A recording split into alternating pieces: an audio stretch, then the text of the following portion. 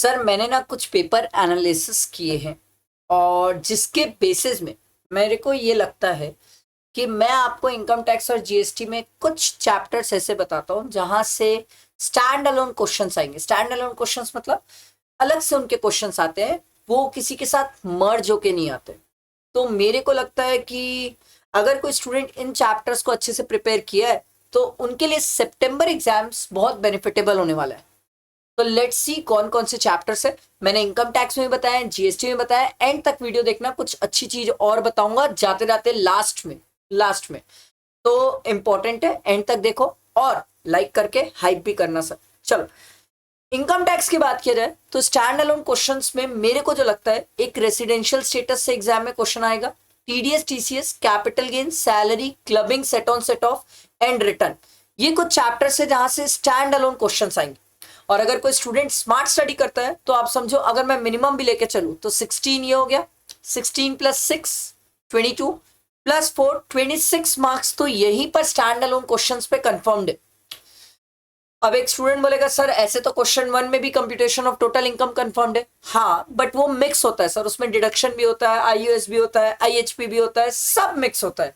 ये मैं stand alone question बोल रहा हूं, मतलब स्पेसिफिक चैप्टर से ये क्वेश्चन आएंगे।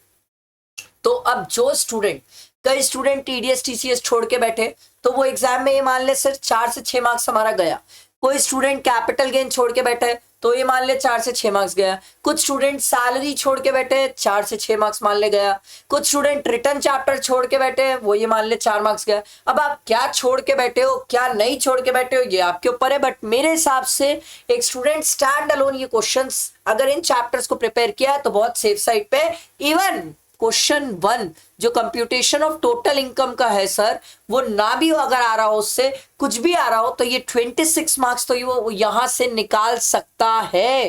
अरे भाई 26 मार्क्स छोटी बात नहीं है, बहुत होता है। मेरे लिए तो बहुत है भाई। इनकम टैक्स में 26 आ जाना भी बहुत अच्छे मार्क्स होते हैं, बहुत अच्छे, बहुत अच्छे। मैंने तो सर अभी AIR 1 की आंसर शीट देखी थी, उसको 35 में से 28.5 मिला है सर। ठीक है, including computation of total income. तो यहां से मैं आपको बता रहा हूं ये बहुत सेफ साइड है, बहुत अच्छा है। ऐसे ही जीएसटी का भी है, बट जीएसटी में जाने से पहले कुछ आपको डिस्क्लेमर देना चाहता हूं कि सर ये 100% ऐसा कहीं लिखा हुआ नहीं है कि ऐसा ही होगा। कई स्टूडेंट ने तो एग्जाम के बाद मुझसे ही लड़ लेंगे, अरे सर आप बोले थे ऐसा ही होगा, ऐसा ही। अरे नहीं भाई, ये मुझे लग रहा है, ठीक है, ये मेरे एनालिसिस है, ठीक है, और चांसेस है कि ऐसा ही होगा।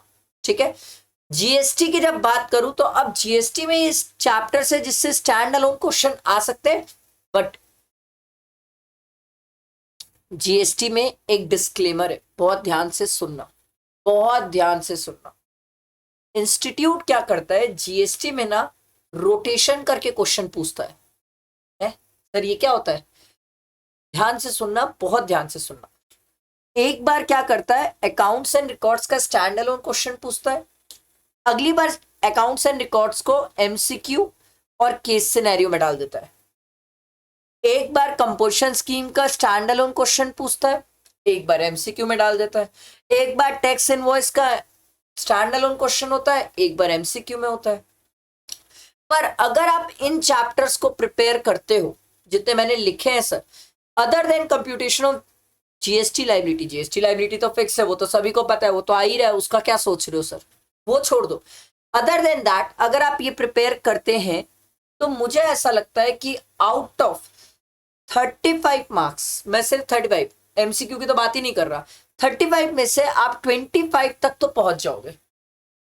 तो ये मेरा एनालिसिस है। अगर आप ये एनालिसिस फॉलो करते हो तो आपको सर एमसीक्यू में भी हेल्प होगी सर। ऐसा नहीं है कि सिर्फ एमसीक्यू में पार्ट में हेल्प नहीं होगी सर, क्योंकि एमसीक्यू भी तो कहीं ना कहीं इन्हीं से बनने वाले हैं सर। तो I am not saying 100% her MCQ बन जाए, बट इतने चैप्टर्स के बाद इनकम टैक्स और जीएसटी के आपको एमसीक्यू में भी बहुत हेल्प होगी। आई होप ये आपको एनालिसिस पसंद आया होगा। ये एनालिसिस मैंने लास्ट में इसलिए प्रिपेयर करके दिया कि अब कोई लास्ट में स्टूडेंट कोई एक आध चैप्टर जो ये मैंने लिस्ट दिया उनमें से अगर कोई करना ही चाहता है तो वो ये वाले करके देख ले भाई, ताकि बचा रहे, सेफ साइड में रहे। जिसका कुछ नहीं हुआ है उसके लिए तो ये बहुत बहुत काम का है। और जिसके लिए सब कुछ हो गया उसके लिए भी ये बहुत काम का है कि किन चैप्टर्स में हमें स्टैंड अलोन के लिए तैयार रहना है। बहुत बहुत हेल्प होती है एग्जाम में मेंटली प्रिपेयर रहने के लिए कि किस चैप्टर से स्टैंड अलोन क्वेश्चन आ सकता है। ये बहुत हेल्प करता है हमें एग्जाम में। आई होप ये वीडियो पसंद आई होगी। हाइप करना, फ्रेंड्स को शेयर करना और लाइक जरूर करना। Thank you.